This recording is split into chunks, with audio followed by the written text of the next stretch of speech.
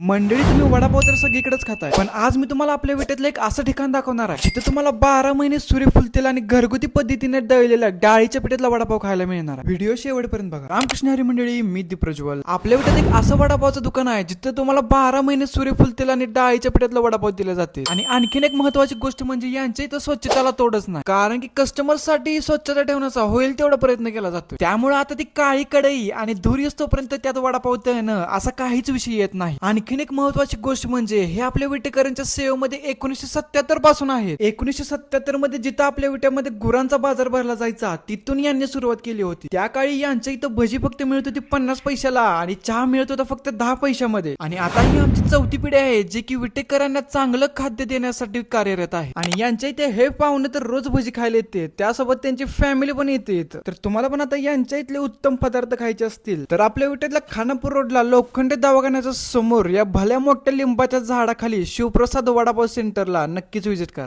आणि तुम्ही इथला कधी वडापाव खाल्ला असेल तर कमेंट मध्ये रिव्ह्यू नक्की द्या. आणि अशाच नवीन व्हिडिओसाठी आपल्या एक्सप्लोर द विटा या पेजला फॉलो करायला विसरू नका. रामकृष्ण हरी.